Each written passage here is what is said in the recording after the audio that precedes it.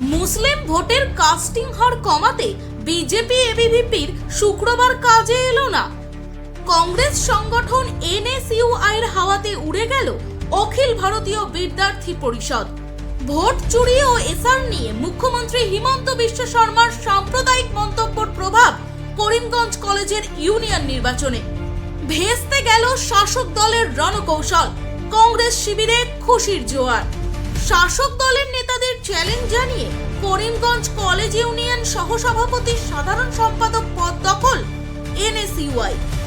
NSUI এর জেলা in charge Congress নেতা আহমেদ শাহিলের বক্তব্য মতে শাসক দলের উপরে মানুষের বিশ্বাস নেই বললে ভুল হবে না।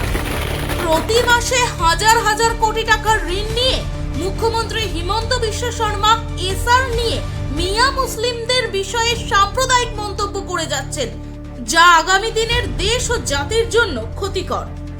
আজ মুসলিমদের উপর নির্যাতন চালিয়ে যাওয়া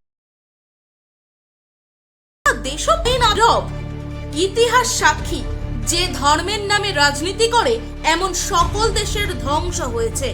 আসুন বেশি দূর না যাই, আমাদের সাক্ষী হিসেবে পাকিস্তান, আফগানিস্তান এবং বাংলাদেশ রয়েছে।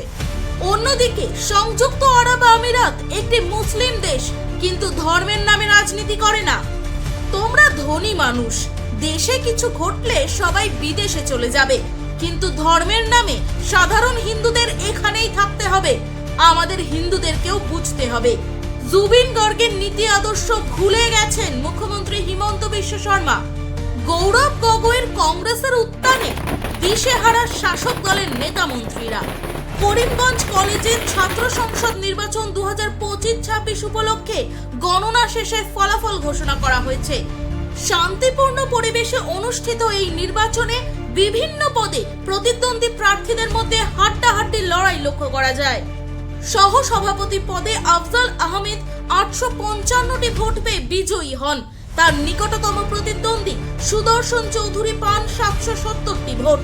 সাধারণ সম্পাদক পদে রুচিতা পুরকায়স্থ 811টি ভোটে নির্বাচিত হন। সহকারী সাধারণ সম্পাদক সভা ও বিতর্ক পদে দেবজ্যোতি দে 914টি ভোট পেয়ে জয়ী হন।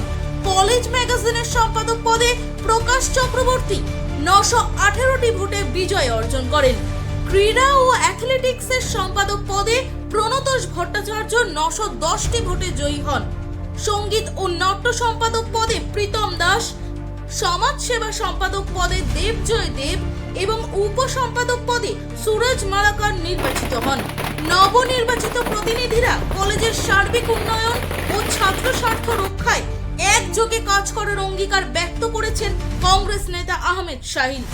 প্রথমে করিমগঞ্জ কলেজের প্রত্যেক ছাত্রছাত্রীদেরকে আমি আন্তরিক অভিনন্দন জানাই এবং যারা জয়ী হয়েছে ওদেরকে ধন্যবাদ জানাই। আর আমার এনএসইউ যারা প্রতিদ্বন্দ্বিতা করেছে, যে ওরা এই যে ফাইট দিয়েছে, ওদেরকেও আমি ধন্যবাদ জানাই। কারণ আপনারা দেখেছেন যে বিজেপি এবং এবিপি যেগুলা কার্যকলাপ, জেলা বিজেপি যেরকম চাল করে চক্রান্ত করে, যে শুক্রবার দিন প্রতিটা বুথ ওরা এখন মাইনরিটি বুথকে না আসার জন্য শুক্রবারে বুথটা করানো হয়েছে। সেই জিনিসটাও আজকে প্রমাণ হয়ে গেছে যে বুথের মাধ্যমে আমাদের করিমগঞ্জে কোনো সাম্প্রদায়িকতা নেই। আর মামার যে মিয়া মিয়া শব্দ, যেটা কালকে করিমগঞ্জ কলেজ ইলেকশনে ছাত্ররা প্রমাণ করে দিয়েছে যে ওটা ওইসব কিছু মানে না। ওরা শুধু ডেভেলপমেন্ট চায় এবং শান্তি এবং সম্প্রীতি চায়। আপনারা দেখতে পেয়েছেন যে প্রত্যেকটা মাসে লক্ষ লক্ষ টাকা, কোটি কোটি টাকা লোন নিচ্ছে এই সরকার। সেই লোন নিয়ে শুধু এসআরএ উচ্ছেদের নামে কত লক্ষ লক্ষ টাকা আপনারা জানবেন খরচ করা হচ্ছে। এই টাকাগুলো উচ্ছেদের নামে খরচ না করে যদি ওদের ওই লোকগুলাকে ওই টাকা দিয়ে পুনর্বাসন দেওয়া যেত, কিন্তু আপনারা দেখবেন আরটিআই মারবেন, দেখবেন উচ্ছেদের নামে কয়েক হাজার কোটি টাকা খরচ এক্সপেন্ডিচার হয়েছে। তো সেই সব জিনিস আপনি দেখছেন এসআরের মাধ্যমে। যদি হেমন্ত বিশ্ব শর্মা ডেভেলপমেন্টের রাজনীতি করে দেন, তাহলে কেন এত ভয় কেন? আমরা দেখেছি আমাদের গৌরব গগৈ মহাশয় আসামের সভাপতি হওয়ার পর থেকে যেমন হেমন্ত বিশ্ব শর্মার বই ঢুকে গেছে। সেই বইয়ের কারণে এই এসআরের মাধ্যমে মাইনরিটি ভোটকে কাটার যেটা ষড়যন্ত্র করছেন তা কালকে তো প্রমাণ হয়ে গেছে, ছোট একটা ট্রেলার ছিল। তাই আগামী দিন দেখবেন করিমগঞ্জ ডিস্ট্রিক্টের চারটা সিট কংগ্রেস পাবে। আর যেভাবে গোটা আসাম এই যে হেমন্ত বিশ্ব শর্মার যে মিয়া মিয়া মিয়া ঘুম থেকে উঠে মিয়া মিয়া, এটাই প্রমাণ হয় যে হেমন্ত বিশ্ব শর্মার মাথা বিকল হয়ে গেছে। কারণ এর জন্যই উনি দেখছেন ওর নিচে পার তলে মাটি নেই। আপার আসামে দেখুন যেরকম আর গৌরব গগৈ সভাপতিকে যেরকম মানুষ আস্থা রাখছে, একটা সময় দেখবেন হাজার হাজার মানুষ। আমরা তো শাসন করে নেই, আমরা তো অরুণোদয় দিচ্ছি না, আমরা তো 10,000 টাকার কোনো মহিলাকে স্কিম দিচ্ছি না, তারপরেও আমাদের বেশি সভাপতি সভায় হাজার হাজার লোকের সমাবেশ। আপনারা দেখেছেন লাশ কাটি করে সভা হয়েছে, কত সমাবেশ আপনারা নিশ্চয়ই দেখেছেন। এটি প্রমাণ হয় এই জন্যই হেমন্ত বিশ্ব শর্মার মাথা বিকল হয়ে গেছে। বেশ কিছু জায়গায় আমরা দেখতে পাচ্ছি মুখ্যমন্ত্রী ছাড়া বিজেপি কোনো নেতা মন্ত্রীরা এই মিয়া সম্বন্ধে বা এই ধরনের সাম্প্রদায়িক মন্তব্য করছেন না, শুধু হিমন্ত করে যাচ্ছেন। সেটার পিছনে আসল রহস্যটা কি থাকতে পারে?